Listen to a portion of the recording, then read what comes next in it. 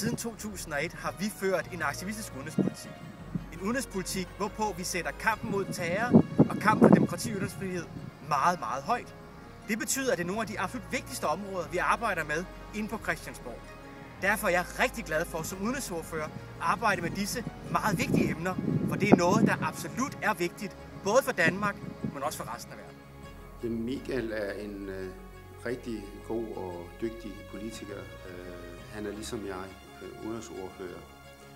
Der har vi et kort og tæt samarbejde. Jeg synes, han er fremragende. Han kæmper for sin sag. Han stikker ikke op for bollemælk, og han er simpelthen ikke bange for noget. Det kan jeg godt lide. Det er nogle egenskaber, jeg sætter stor pris på. Forsvare de vestlige frihedsværdier. Det er der nemlig kun ægte liberale, der kan gøre. Michael er en super god udenrigsordfører, fordi han er inde i sagerne. Han er meget engageret, og han arbejder med udenrigspolitik på mange forskellige måder. Ikke bare som ordfører, men også som medlem af Europarådet.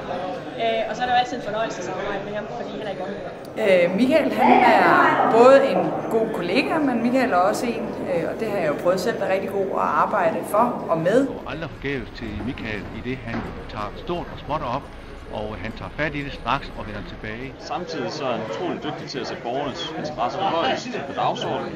Jeg stemmer på Michael, fordi han er en ung, dynamisk og dygtig politiker, og som også som arbejder hårdt på det lokale politiske.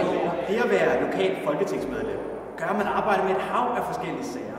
Alt lige fra færdiggørelsen af en cykelsti ved Langå, til det nordlige hængsel ved Randers, som efter 40 års kamp nu er endelig en realitet. Og så til arbejdet for Kattegat-forbindelse, som vil kunne skabe vækst i hele Østjylland. 3 ting, jeg forbinder med Michael. At Michael fortsætter med at kæmpe benhårdt for Randers og Kronjylland. Engagement. Udenrigspolitik. Kontanthed. Randers. Og Randers. Den dimension, der også er en virkelighed, når man er valgt et sted som Randers, nemlig at han også kæmper for sit lokalområde. Så han har på den ene side har han altså den der frihedstilgang, som altid har været central for Venstres kultur. Og på den anden side, så har han det med, at han er meget, meget optaget af, at det også går hans lokalområde.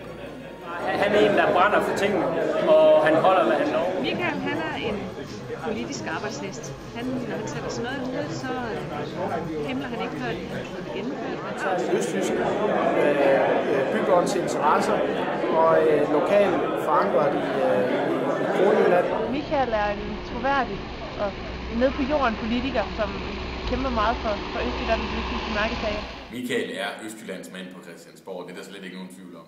Når man er lokal folketingsmedlem og skal kæmpe for et område, så er det også vigtigt, at man bor i området, så man virkelig kan være områdets repræsentant her på Christiansborg.